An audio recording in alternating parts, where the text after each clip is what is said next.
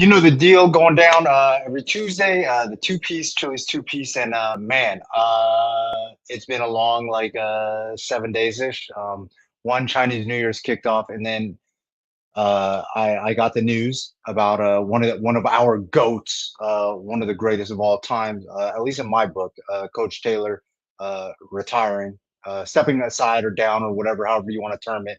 Um, Fully curious to see who they bring along over there um, at Centennial. Um, can't mess this thing up for sure. Got to make sure that they handle this situation right. So, um, I'm sure that there's gonna be a ton of candidates. Not any one of them, I think, uh, uh, better qualified than in-house defensive coordinator, longtime defensive coordinator Andrew Taylor.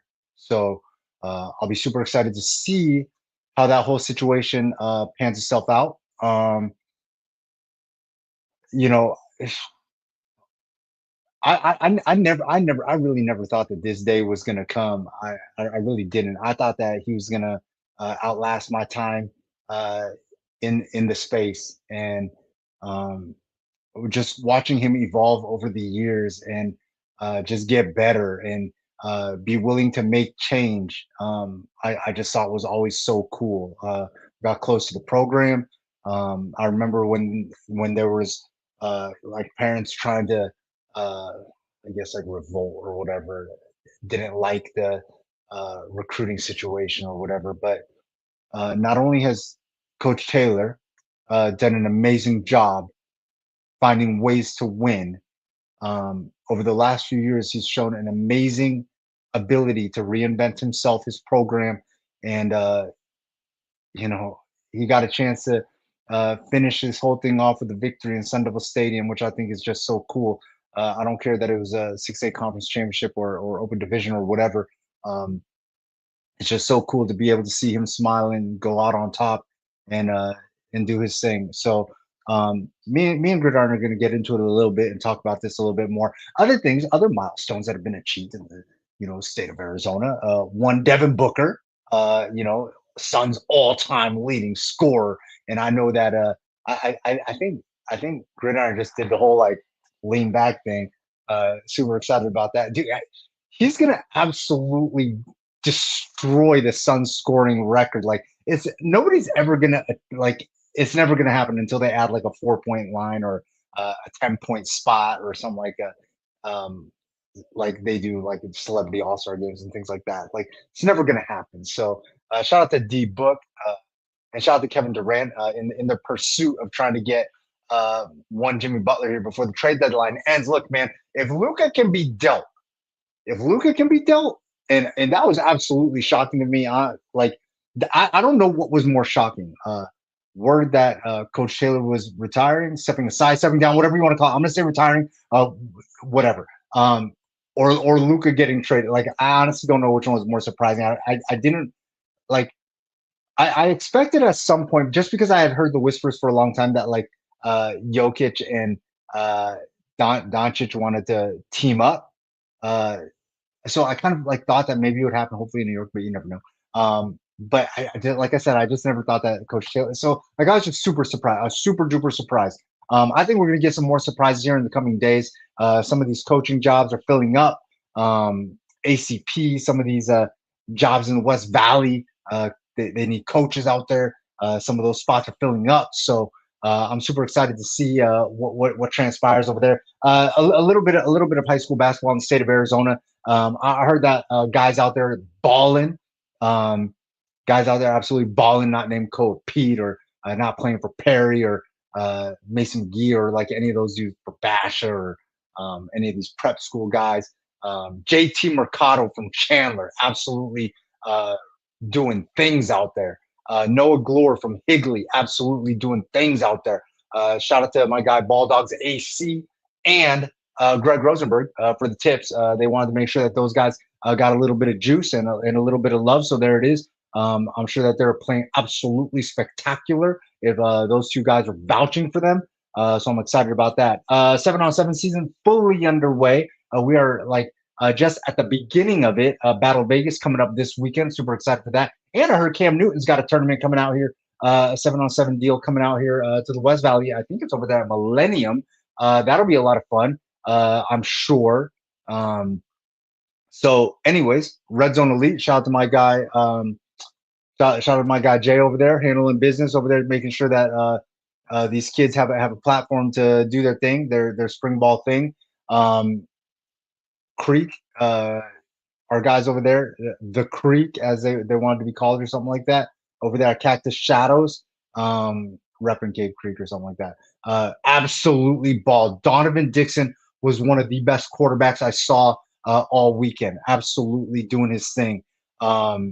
Him, Riker Crank. They had a couple kids in the secondary balling. Dante Tyson for the Dolphins, absolutely fun to watch.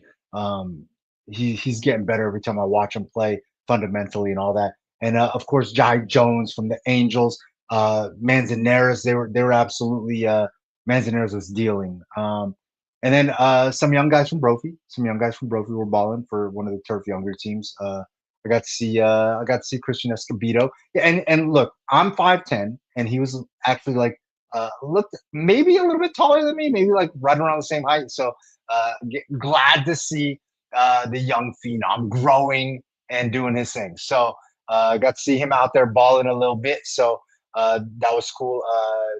Tucson Turf won the big tournament, quarterback by Centennial's own Sugar Cane Mana.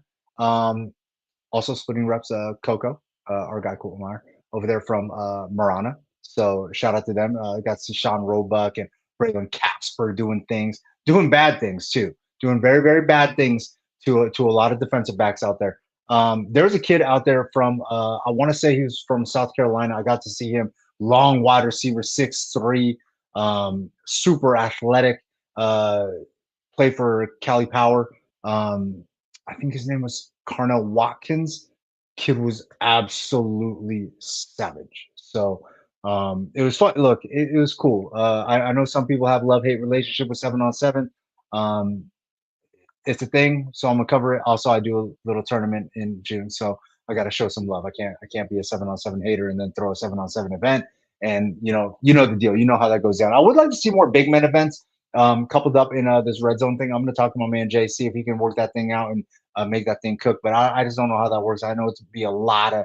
I don't know if you get like all-star teams or whatever. All-star big man teams would be absolutely crazy. So yeah, so there's that.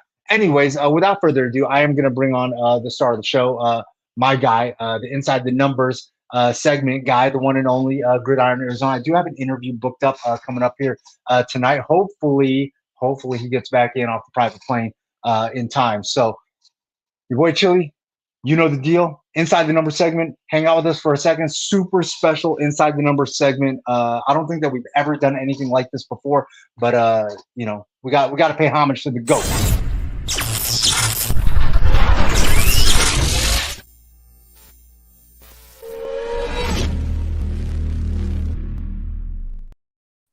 Gridiron, what up, man? How you doing? Good. How are you?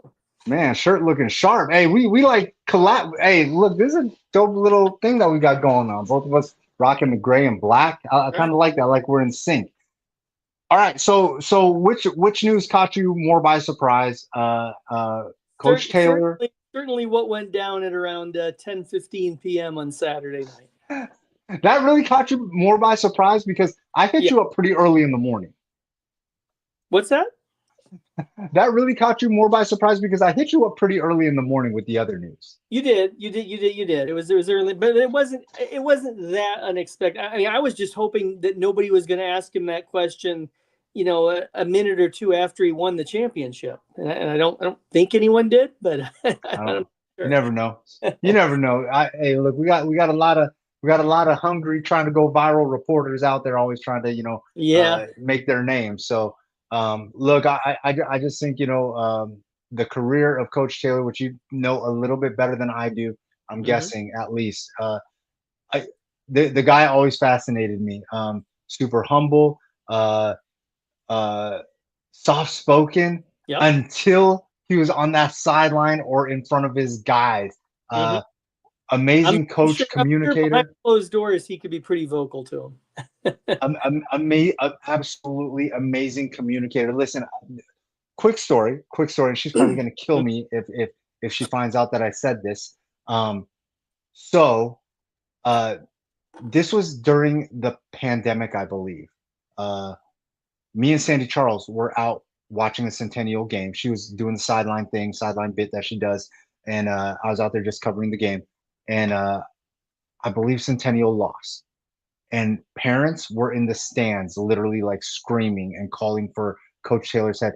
Sandy was literally crying. She like literally loves this man, right? Like she was Hmm. super emotional about it, like because like I think we all kind of gain an affinity. We all gravitate to certain coaches and Sure. build relationships and stuff like that. And Coach Taylor was just one of those ones that she had this wild affinity for and thought that was so special, which he is. He is.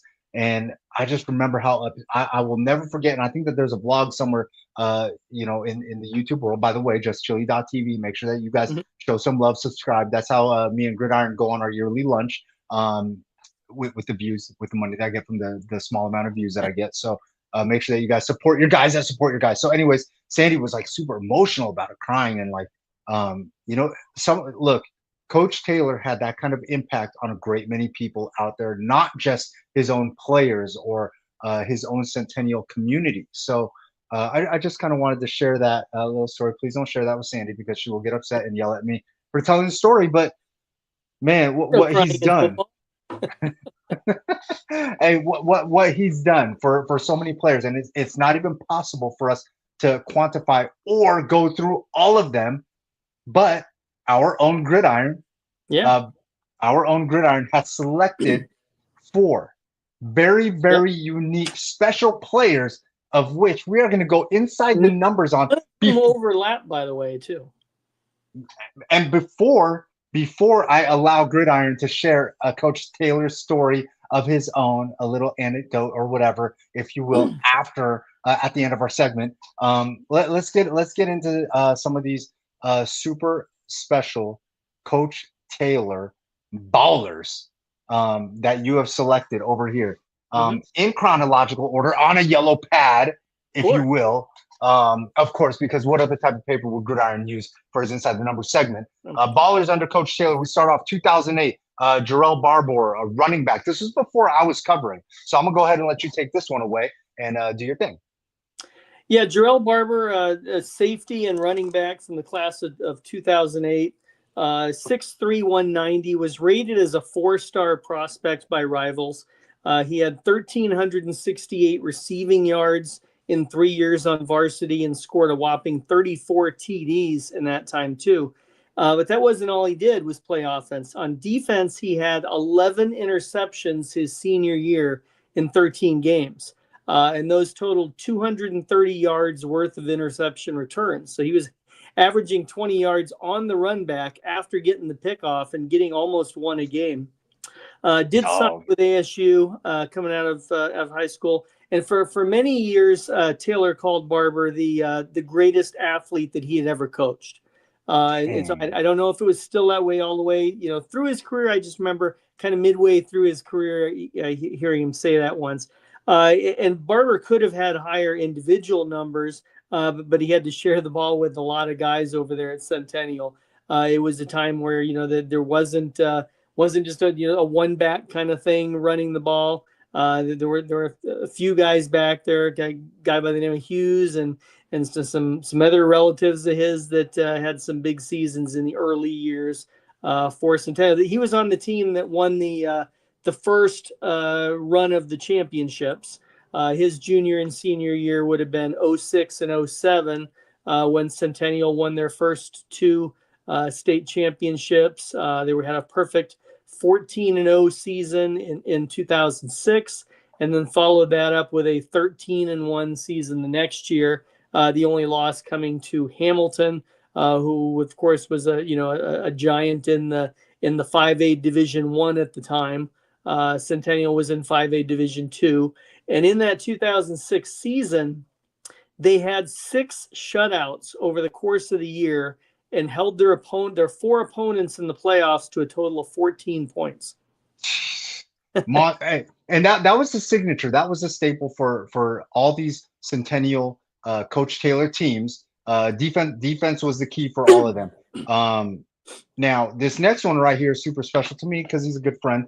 Jalen Ortiz, 2013, running back, defensive back, kind of did it all. And this was kind of during like, if I'm not mistaken, during the Hoff Power, Hoff. Yeah, he was on the same And team. Yes. and the Diedrich Young times, right? So Yeah. these were some super. These were also there's a lot of super special Centennial teams, but this was almost like a super special era of Centennial football right here. Listen, Gridiron, go ahead. Inside the numbers, tell us a story. Yeah, he was Jalen Ortiz, running back, defensive back from the class of 2013, 5'9", 180.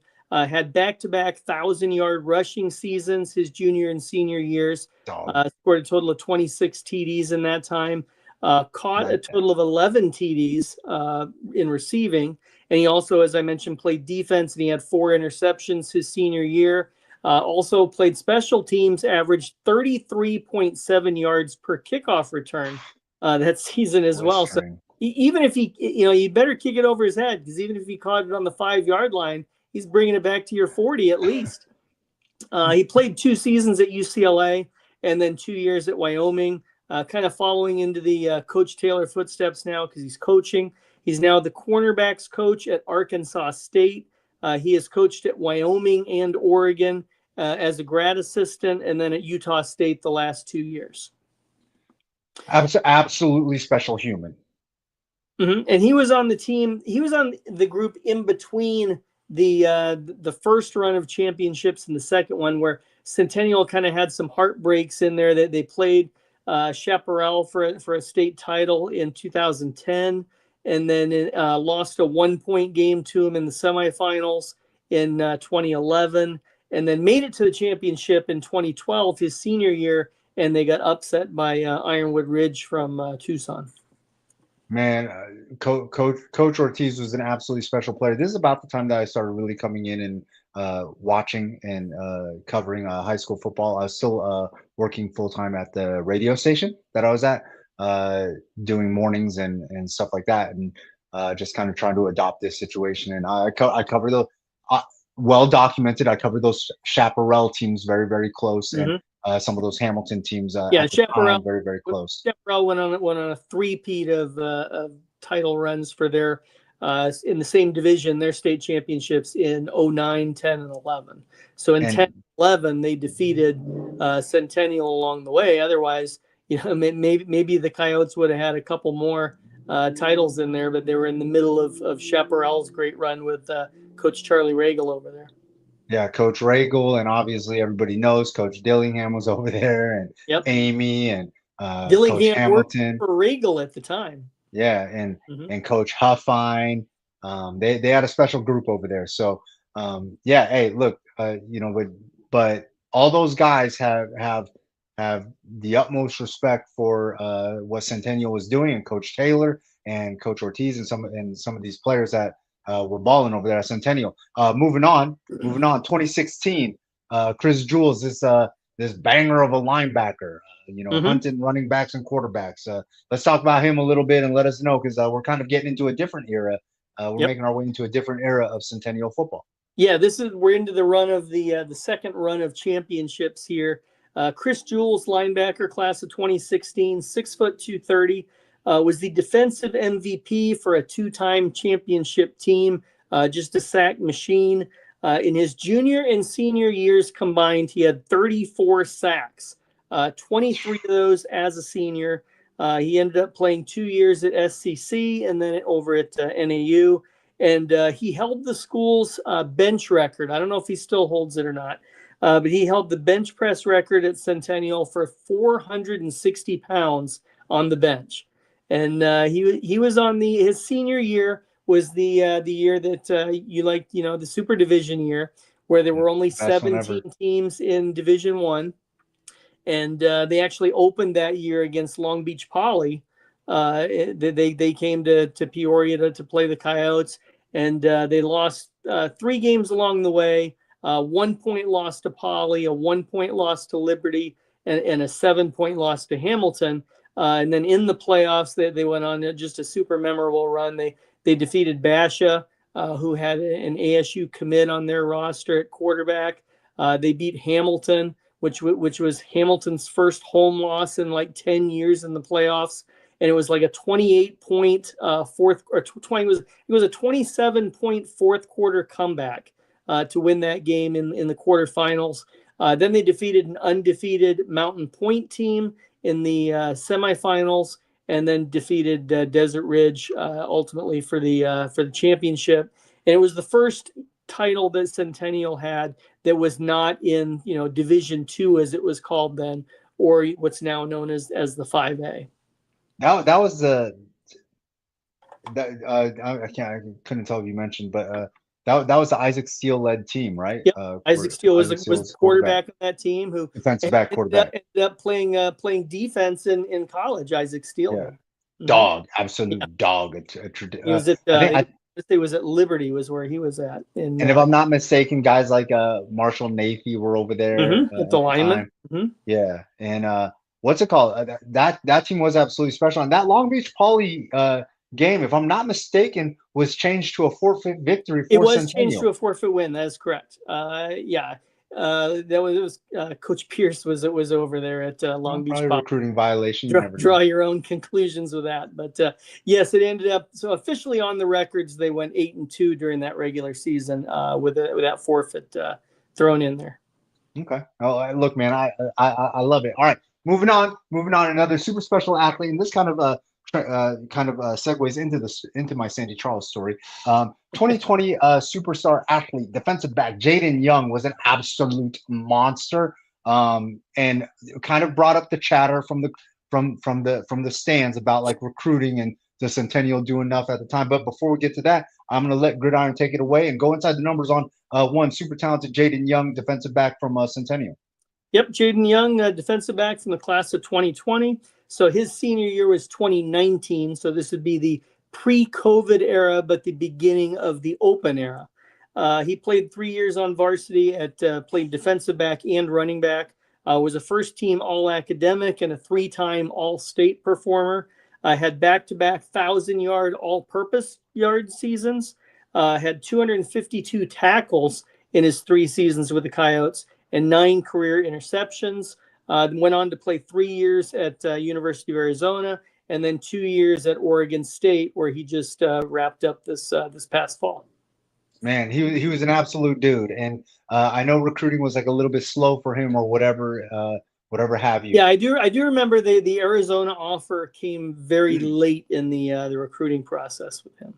But he was all dog, and he ended up getting it. And another Coach Taylor player that made it to the next level because a great many of them did. And so shout out to all those guys. Look, we do got a special Inside the Numbers spotlight segment that we are going to do here in a second. But before that, I do want to give my friend Gridiron Arizona an opportunity share with us an anecdote about Coach Taylor, maybe a post-game interview or something that took place that you remember that stood out to you.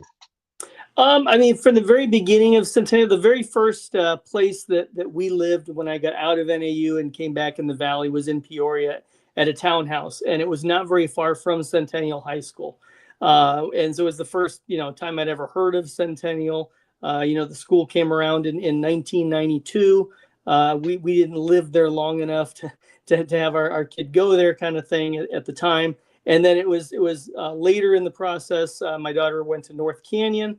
Played in the band over there, and in 2005, her freshman year, they played Centennial in the championship game, and it was Centennial's first trip to the championship. Believe it or not, it seems like it was really? Forever ago with all the accolades that they've had, but that was Centennial's first trip to the title game, and they did not win it. North Canyon won, and then immediately after that, Coach Taylor, went crazy on everything, and they went and burned bridges and won the next three championships in that division. But in terms of when I created the Gridiron, my original website that I ran in 2009, It was kind of a marketing effort to let people know what I had. And so I looked up the AIA list of coaches and sent out an email to all the 5A and 6A coaches, once I'd published my first article up, and kind of had the blueprint for what the stuff was going to look like during the season, had all the schedules up there, had all the teams in their regions. It was summertime, was kind of June, getting ready for the season. And Coach Taylor was the first one to respond, and saying that that the site looks great.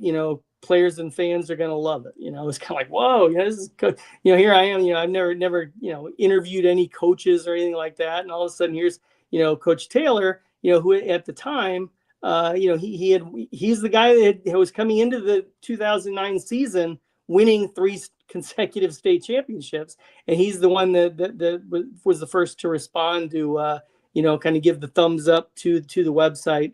And then just seeing Coach Taylor at whether it was a summer 7-on-7 kind of thing, or sometimes I see Centennial the very first game of the season, where it's over 100 degrees and he's out there, ready to coach, and always excited for the next season. Of course, I've had to talk to him after a couple tough playoff losses or state championship losses in there, and then it was really neat to be able for him to go out on top, if you will, there, especially with the way the beginning of the season went, and how excited. I remember how emotional he was when they beat Queen Creek in the semifinals this year, because then it kind of hit that this group that started 0-4 and had all these guys that couldn't play at the beginning of the season for various reasons. They were going to play on Championship Saturday, and it didn't matter that it wasn't the Open. It was that they were still playing. They'd had their Thanksgiving practice, and they won the week after that, and they won the semifinal, and they had to do it by not only playing 3 road games, they had to do it by playing 3 road games in the East Valley. Peoria's tucked up there, in the northwest part of the city, and they had to go out. They had to go to Red Mountain the first round. It was the 14 against the 3. And then Castile pulls the upset, and they had to go to Castile instead of Highland. It still had to go to East Valley. And then made that longer trip out to Queen Creek, who they played earlier in the season and had lost to on the road earlier in the season. And I guess they came in, took it a little more seriously the second time around, and made it to the championship game. And of course, I doubted them and took Mountain View in our picks the week before, but it was still good to see. It was good as the time ticked down. I was down on the field over on the Centennial side as they all got excited, to run out on the field when they claimed the championship there. No, that was definitely a cool moment to watch. I thought that it was so cool that guys like Mel Carter were able to come back and watch their coach do that. After obviously not getting that dub in Sun Devil Stadium the year before. So the things that Coach Taylor has done are absolutely amazing, which brings us to our special Inside the Number Spotlight segment. I do have more, by the way. So. Oh man, I literally cannot believe that we are about to do this. But Inside the Number Spotlight segment going out to the one and only, the GOAT, Richard Taylor. I think that's the first time I've ever used his first name. I didn't even know he had one. Every coach has just coached to me. Look, the numbers are there and absolutely mind-boggling. I'm gonna let you break this down a little bit further. My one question I think we do have one typo on the sheet, but that's okay. Do we? I think okay. That's a K Visuals thing. So now I'm the curious. Championships are right. I can tell you that. That's what I was going to ask. Is do the number of victories include the forfeit? Like they do, right? Like they have to. Oh, maybe that's what I did not include the forfeit. Maybe okay. We'll give you 294. We will change this on the fly. Yeah, we'll go with that. We will go with that. We'll go the 294 being the forfeit. So there we go. Yeah. Well, that was. I'm always going to give him that. He look, if it's a forfeit in max preps and he got the dub, he got the dub with me. So 294. That's where we stand. All right, Gridiron, go ahead. Yep. Inside the Number Spotlight, Coach Taylor, take it away. Yep, Richard Taylor coached his first varsity game at Centennial in 1992. The school did open a couple of years before that, so obviously it was one of those deals where you open with a freshman program and JV program, and then they moved up to varsity in 92. His record at Centennial adjusted here 294, 97, and 3. That's over 33 seasons. He has 342 total wins. He had coached some in Ohio before coming to Arizona. Has the 8 state titles. That's the 3 in a row in 2006, 7, and 8. Back-to-back titles in 2014 and 15, which was the Division I title, and then 17 and 18, and then of course 2024's 6A conference title this season. Just a mentor and father figure to countless coaches and players. Of course, we mentioned he finished his career with that 4-game win streak, all the playoff games.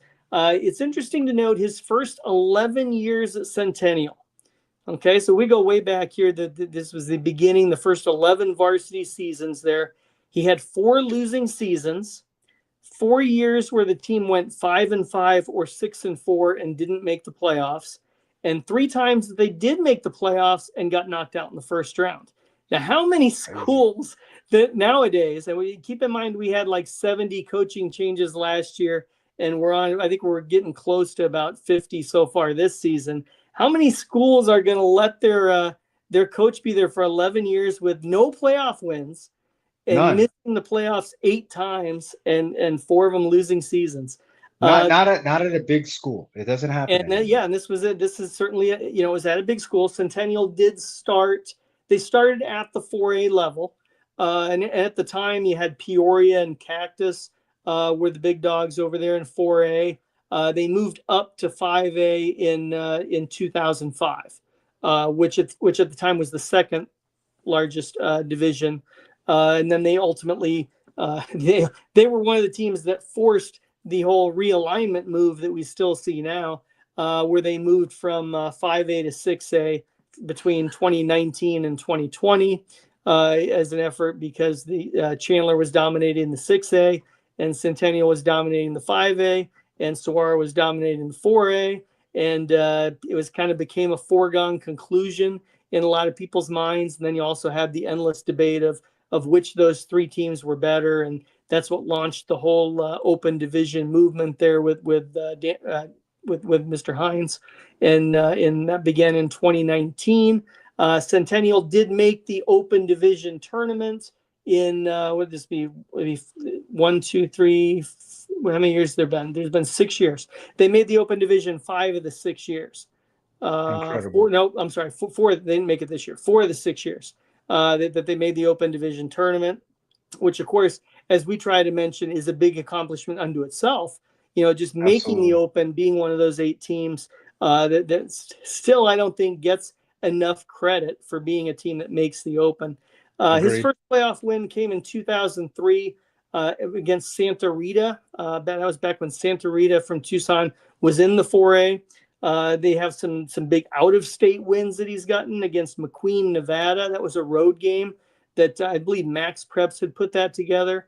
And Centennial went into that season ranked number 4 in the preseason, coming off of their 3 straight state titles. And they went and they won that game in Reno. They had home wins that came against St. Thomas Aquinas and from Florida and Bishop Gorman from, of course, Nevada. Overall, out of the 33 seasons, 77 shutout wins. And so, we mentioned the defense and how that became a thing. The shutouts became a thing that before I did the 2-piece here, I was part of a podcast with Kevin Derryberry, and that was something we would track that throughout the season. We would keep track of how many shutouts they had. And I remember the St. Thomas Aquinas one was number 60 in his career of getting the shutouts. As we mentioned, the team had 6 shutouts in 06, 6 shutouts again in 07. So you're talking, almost half the season when you include the playoffs. In the 2019 season, they had 5 consecutive shutouts during the season. I believe those were all in region play. So his coaching and teaching career is 53 years. Centennial opened in 1990, so that means he coached 35 years at Centennial. Man, this is the guy. This is the guy that I try to. I tell everybody. And I've said this numerous times throughout the last few seasons. He's literally the bar. He is literally the bar of what any, I think, career high school coach aspires to be. He's accomplished so much.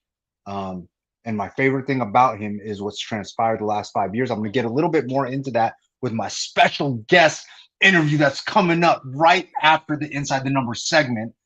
How he was able to transform the identity of his team and himself as a football coach. Found himself the fountain of youth. I said this on Cam Cox's Friday Night Fever preview a couple of years ago. Mm-hmm. Gridiron, what he's done the last few Where, years. where they went a little more vertical with the. Yeah, where they went airborne, where they were like, hey, look, we're going to sling this thing. I got a special guest that's gonna. This year he had more freshmen on varsity than Yeah, I've ever seen. So it's kind of been evolving with the times. He was trusting the guys around him. Some of these young hungry coaches that he had, and I found one of them. I tracked one of them down. He jumped off the private jet, made it in time. He'll be in the confines of his own home. So yeah, hey, Gridiron, I just can't say enough about Coach Taylor and what he's accomplished. He's literally, as far as like high school head coaches, I'm not taking anything else into consideration. He is the absolute GOAT. There isn't another. Yep, that's right. I mean, you look at the championships, the wins, the longevity, at one school, and the Inside the Numbers spotlight remains undefeated because I think we can safely say that this weekend, Coach Taylor is not going to have to answer his phone after 9 p.m. to deal with anything regarding his team or any media people or any parents. So, man, hey, he's a special guy, and he deserves all the love that he's getting from McCabe, Cox, myself, you. He might be helping out on the staff next year. Whether that remains to be seen. So, yeah, stepping down, stepping aside, retiring. Like he's just not going to be the head coach, which right. He deserves to be able to do this on whatever terms he wants to do this. Gridiron, I do got a special guest. I'm super excited. I can't wait. Hey, I'm gonna bring him on right after this. Men lie, women lie. Gridiron doesn't. Always been honest with the community, and I appreciate you for that. Inside the Number segment, Gridiron. I'm gonna catch up with you next week. We're gonna bring some other things into the segment. Cool. Yeah, we won't have another 35-year coach retire this week. So. Dude, who are the longest tenured now? It's got to be what? Campbell, Zuby, probably Dana Zupke. And Zupke. Okay, but he's over 20 years. Yeah. But Campbell's the only one at one school. No, Zupke's been at Pinnacle that long. I don't know where he coached before. Oh, that's right. But Zupke is also the second coach at Pinnacle. Campbell's the only coach. No, he didn't open it. You're right. Second, yeah. more than one coach at the school. Yes. Yeah, we're okay. Man, Campbell, we got to protect him at all costs. Got to protect him at all costs. He's an absolute GOAT. Also, going to be GOAT. Going to be on that Mount Rushmore. So, yeah, all right. Zupke started the 4th year of Pinnacle. Okay, see, there you go. 2003. So and I think Zuby's second, but he's gonna have a statue. Well, Zuby's coach, and Zuby coached at St. Mary's when I started covering. And Westwood. Well, I was before I was covering high school football. Me too. All right, Gridiron, I'm gonna catch up with you next week. I appreciate you hanging out. Right. And we got a new topic. I can't wait. I can't wait to go over this one. All right, I'm gonna catch you later.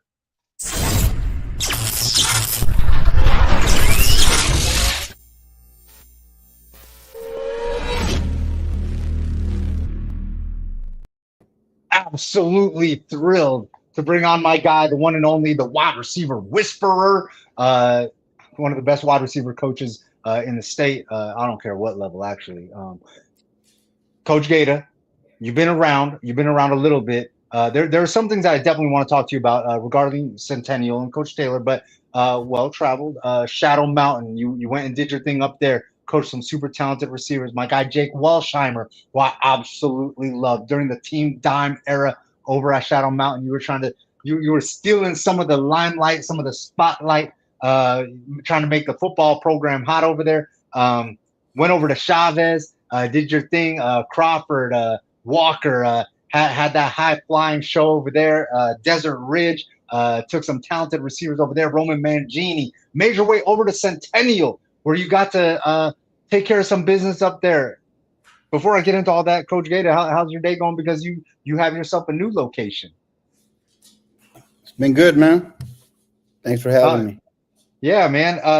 New spot. You're over here back in the East Valley, back closer to home. Right. Basha. Talk to me about how excited you are to be over there right now. I'm excited. Um, Chris McDonald's one of my best friends. So it's just a matter of time, before he and I hooked up again. He and I came in together in 2004, coached um, the Mesa Warbirds. That that was our both of our first coaching job. I think That's that was legit. 14U, so fast forward 2025. And he and I have been friends since late teens. So, you know, Hey, so you coach some youth ball with Coach McDonald. Youth ball nowadays is absolutely crazy. Did you ever think that it was going to get to where it's at right now with all the clout coverage, social media stuff being bonkers? Like, did you ever think it would get to that?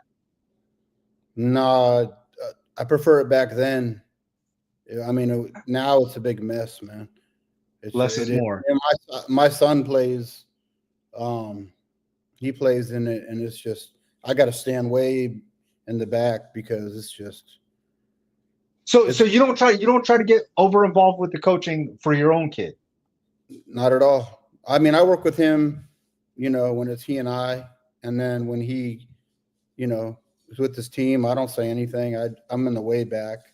I don't argue with anybody. I don't talk to any other parents. I just, you know, That's fascinating. Do you now obviously being a high school football coach, you have to deal with parents nowadays, some of them helicoptering, some of them a little overbearing. Do you communicate your own experience as a parent with these other parents? no. I mean, it's just that's kind of.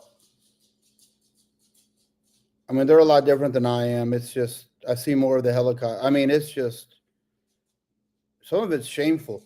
But I let Dane do his thing, man. I let him play and do his thing.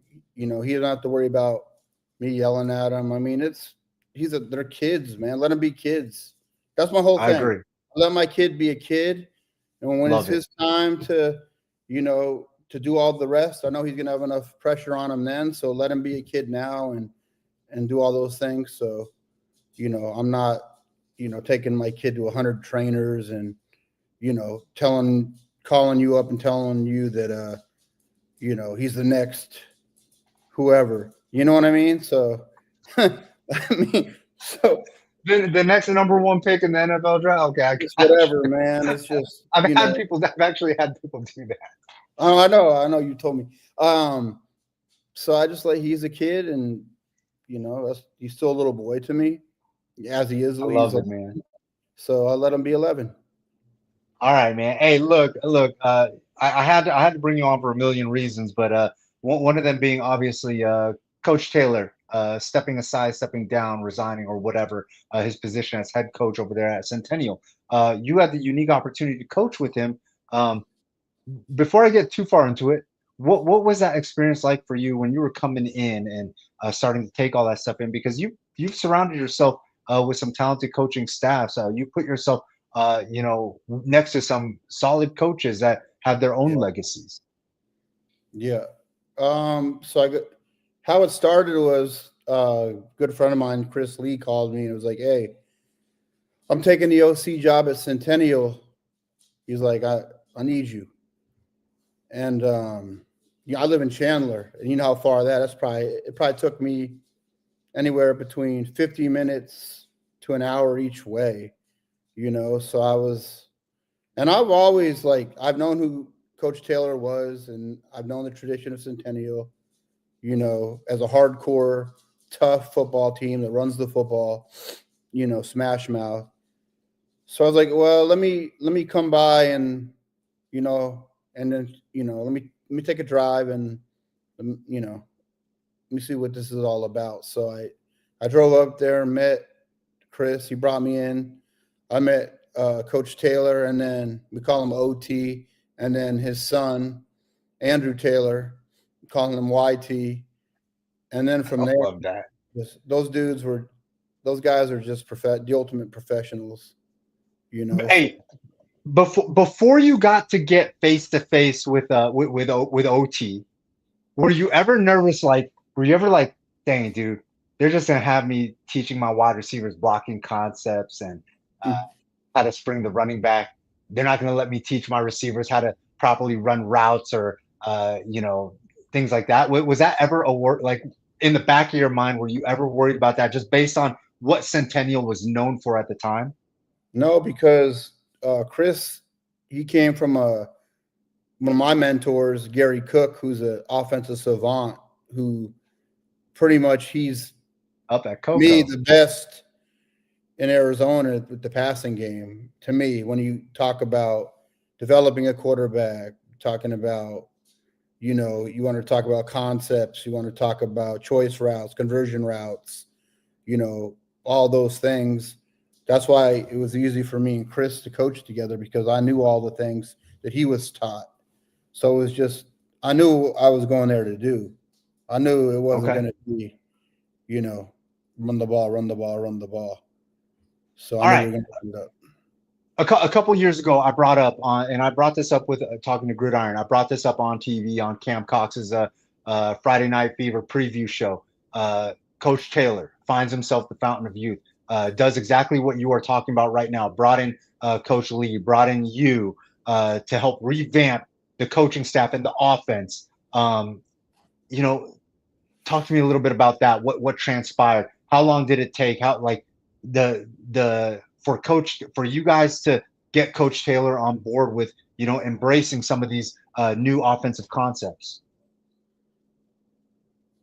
Okay, so I got there probably in March, so there was a month or so, and then I met Noah Carter, who was a sophomore at the time, going to be a junior, and Kenny Worthy, Marcus Logan, Damian Jenkins, Ricky Munoz, and these kids. But you had all these wideouts with crazy ability, so it wasn't hard, and I think Coach Taylor saw, how we, taught and instructed, but not just that. I mean, he brought in Cam Bennett, who's probably, to me, I don't know if there's a better line coach than him in the state, and Alex Escobar, the running backs coach.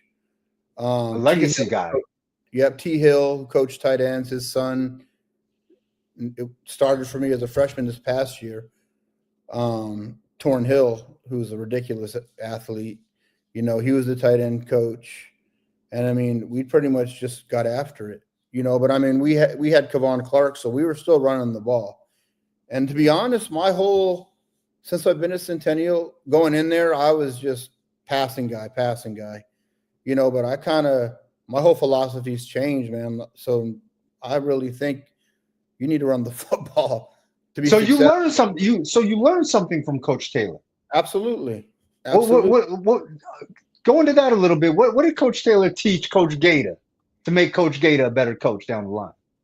I think, a lot of things, not just football things, just watching him, how he dealt with situations, how he dealt with player problems, parent problems, other coaches.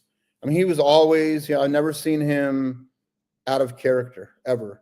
And he never was out of character. Sometimes it gets really crazy on the football field. Coaches lose it, and they lose it on each other. And it's in youth ball all the way up to the NFL. I've never seen him lose it on anybody ever. Not on a kid, not on a coach. So, pretty much he taught me, and the whole thing pretty much taught me, and I realized you got to run the football, man. That's how you open up the passing game. Because to me, my running game was a hitch or a bubble screen. I was like, we'll motion the running back to the slot, before I really, and honestly, when I was a young coach, I felt like I knew it all. I would tell you I knew it all. And then, now I'm telling you I'm still learning. I don't know a damn thing, to be I like honest, it. So to coach with a guy like him is humbling. I don't know if there'll be another guy like him ever. Look, if you felt like, I know that Coach Taylor probably has forgotten more football than either of us will ever know. Yeah. But if you ever had the chance to converse with him or teach him something, do you feel like you did? Was there anything that on his way out that you felt like, man, I left my own impact on Coach Taylor, and I helped him learn some of this stuff, whether it was the social media game or wide receiver lingo, or how to relate to the players better, or anything like that? Shoot. That's I think I think as a person, probably I showed him some things as a human, maybe how how I go about treating kids, and I mean, obviously the lingo and all that. To me, football is an easy game, man. It is. I mean, Yeah, especially when I grew up in it and played at the high level and all that. It's an easy game, and for him, it's even easier, right? You count the facts. box, you see what coverage you're in. I mean, it's pretty easy. So, I mean, he knows the wide receiver lingo. He knows all that stuff. But I think if anything, maybe it's just who I was and who I am as a person, what I stand for, that probably left my mark on him. Okay. So Favorite Coach Taylor moment that you had, whether it was you watching him do something or say something to the team or motivate, or something that he pulled you aside to tell you. What is your favorite? When I say Coach Taylor, what's the first thing that comes to mind for you in your experience with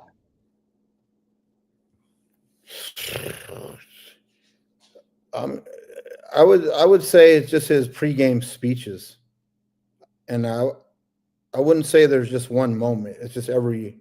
Okay. all of them, every moment. And Makes you want to go through a brick wall? well, yeah, I mean, those kids were ready to go, man. They were, I mean, to play for a guy like that, and he would tear up. I mean, he would get emotional and stuff. And when you see a guy like him get emotional, you can't help but to, get emotional yourself. But he, he's definitely the standard, you know. Okay. Um, but so I would say there's too many. I mean, there's too many. And on the personal note, there's the talks that I've had with him. I mean, there's just too many. I mean, we could be here for 3 hours, But he's a great man, a I great love man it. before the coaching and all that. So All right. Hey, look, moving aside from some of that, your own personal stuff, obviously you're taking over the wide receiver room over there at Basha, loaded with talent. Um, yeah, some things that I do know about you, having observed and watched on the sidelines and stuff. Um, you're one of the few sneaker aficionados on the sidelines that we have in this community. yeah. I know Coach McDonald be rocking them Jordan SBs a little bit. What are you gonna have on feet on the sidelines over there at Basha? With that green and gold and all that stuff. Like, do you have some sneakers picked out that you've thought about that you want to put on your feet because they are Jordan brand sponsored? Yeah, they are Jordan Brand sponsored. Man, I have all the green colorway. Like I have it's just in the boxes, so I'll just switch to that. And usually, man, it's like I don't even think about it until that right before, honestly, when I'm getting changed. I just like you know, but I have some heat ready. Heat, Yeah. Okay. heat. Hey, hey, look, we're all excited because I do know that while you were at Shadow Mountain, you had a very, very close relationship with Mike Bibby and the whole Team Dime family. So I know that Yeah, you got some things stowed away in them special boxes. So yeah. I'm highly curious to see what PEs that you might break out. So, For so, those of y'all that don't know, that's player edition. So so my shoe game. There's nobody close to my shoe game in the state. No other coaches. It's not even. I mean, I have a garage full of boxes, and then I have two storage. It's not even. So I don't even want to hear about who's the goat. And I won't say I'm the goat, but I've had the cheat code. You know what I mean? So it's just I don't even have those conversations with people. So yeah, I'll bring some things out for sure. all right. Hey, and what can we expect? We all know that Basha loses super talented receiver Gio Richardson. They got some dudes coming up, Baldwin, Burrell, some of those guys. What can we expect from this Basha receiving core this year? Who's going to be the breakout guy? Who are you noticing early with some of these workouts that you've been at? Well, I mean, you got Baldwin, you got Brock. I mean, Dash, facts. those two kids are big time Division I receivers. So you should expect, me getting to work with those guys. I mean, those guys are going to put up. Those guys might both have over 1,000 apiece. But like I said, you have two of the best backs at Basha as well. So we're going to run that thing. True. Gaines, Noah. Yeah. I mean, so you ain't lying. And then from what I heard, there's a transfer coming in. Mason Lewis, you can't speak on it. I'll speak on it. Mason Lewis from Castile. Yeah, you did see this kid once this season already in the playoffs. I know you can't really comment on it too much. I don't want to get you in trouble, so I'm not going to let you do all that. But another super talented kid coming to Basha. How do you? There's been, you're not the only big acquisition for Basha on the coaching staff. They also obviously got Coach Boyd from Chandler. How do you guys make sure that you do your part to help get over this hump that Basha seems to have with the West Side? Well, I know Liberty well, man, as you know, so I know them well. True. And they're the team to beat. I have nothing but respect for them. But I know what they like to do. With their trap corner, 3 high safety. But so the key to beating Liberty is you can't make. So I'm just saying the key to beating Liberty, if there is one, I mean, they're just so good. Colin, they do a great job over there, and they're always Coach Thomas is the dude. Oh yeah, so Thomas is the dude. So you can't make mistakes, because they'll capitalize off that. But you have to be aggressive, stay aggressive, and I'm here for that. I'm here. All right, hey, listen. You, like I said, I mentioned this. You've been around the valley a little bit. You've been on the west side. You've been on the east side. You've been north, and you've been a little bit southish. Not Tucson South, but southish. Who got the best burritos in the state? Best Mexican food spot in the state. Which one's your favorite? Before I let you go, I got to know. Best burritos in the state. Who's got it? I have to say that one time I ran into you in South Tempe. You know what I'm talking about? Yes, you were talking about Mascadores. That's my place. That's the spot right there. It's not even. If y'all don't know, get familiar. If y'all don't know, get familiar. Because they have places in the west side, but this is the place. Facts. That's the place. Them and Burrito Express will give you a killer breakfast burrito. But yeah, I haven't been there yet. I haven't been there, but they have one. Amazing spot. There's one right next to Basha, so you got to go get it. Yeah. I saw that. Got to go get it. Tell them Chili sent you. Hey, Coach Gaeta, I appreciate you hanging out. I got to get you back on here. Chop it up sometime during the season. Your wide receivers, I know they're about to go crazy. So I'm super excited to watch that go down. Gonna watch some of these primetime games. Coach Gaeta, Centennial, Basha now. Appreciate you hanging out. Appreciate you, man. Have a good night.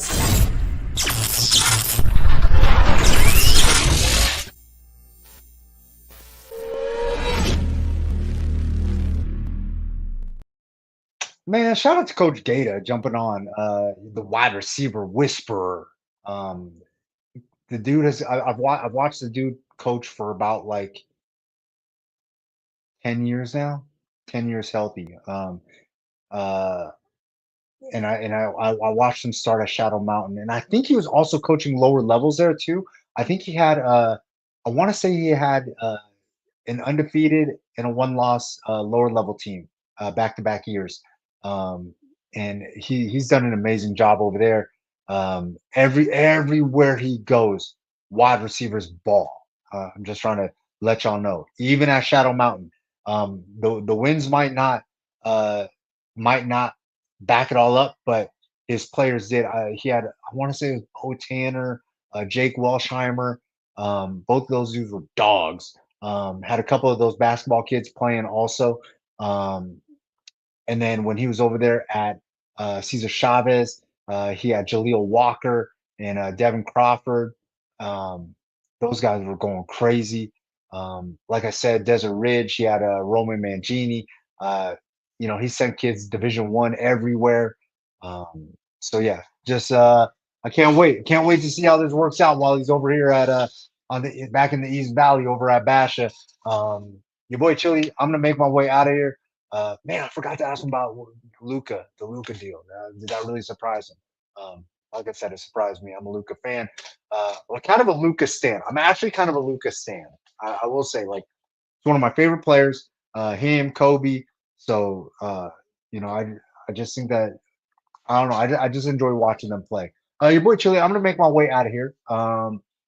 If you need anything, holler at me. I should be at Battle Vegas this weekend. Um, at Just Chili, Instagram, Twitter, Snapchat, JustChili.tv, or Just Chili TV on YouTube, and TikTok. I'm not doing too much on TikTok right now. I'm trying to figure out the whole ban situation, how if it's going to come back or whatever. So I don't know if I want to invest into it too much.